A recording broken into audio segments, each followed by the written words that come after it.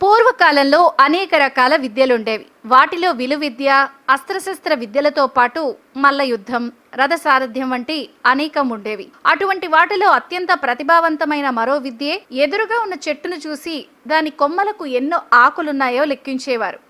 ఈ విద్యను అక్షహృదయం అని అంటారు.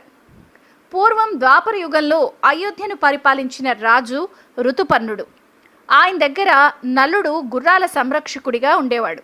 ఆ సమయంలో ఆయన పేరు బాహుకుడు. కొంతకాలానికి దమయంతి పునఃస్వయంవరాన్ని ప్రకటించి ఋతుపర్ణుణ్ణి ఆహ్వానించగా కేవలం ఒక్క రోజులో అయోధ్య నుంచి దమయంతి ఉన్న దగ్గరికి పోవాల్సి వస్తుంది. ఆ సమయంలో ఋతుపర్ణుడు తన అశ్వ సంరక్షకుడి ప్రతిభను గుర్తించి నల్లని వికార రూపంలో ఉన్న బాహుకుడు అంటే నలుడు తన రథసారథిగా తీసుకుని వెళ్తాడు. ఆయన కేవలం గంటల వ్యవధిలో గమ్యాన్ని చేరుస్తాడు. ఆ సమయంలో ఋతుపర్ణుడు తనకు వచ్చిన అక్షహృదయం విద్యను ప్రదర్శిస్తాడు. మార్గ మధ్యలో ఒక చెట్టు దగ్గర రథాన్ని ఆపి ఆ చెట్టుకి ఎన్ని ఆకులున్నాయో తన విద్య ద్వారా క్షణాల్లో చెప్తాడు. దాంతో బాహుకుడు ఆశ్చర్యపోతాడు.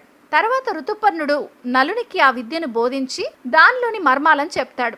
అక్ష విద్య నేర్చుకున్న వారు సంఖ్య విదుతవుతాడు, పాపదోషాల నుంచి విముక్తి పొందుతాడు అని ఋతుపర్ణుడు బాహుకుడికి చెప్తాడు. తర్వాత దమయంతి స్వయంవరానికి హాజరైన తర్వాత బాహుకుడే నలుడని ఋతుపర్ణుడు తెలుసుకుంటాడు.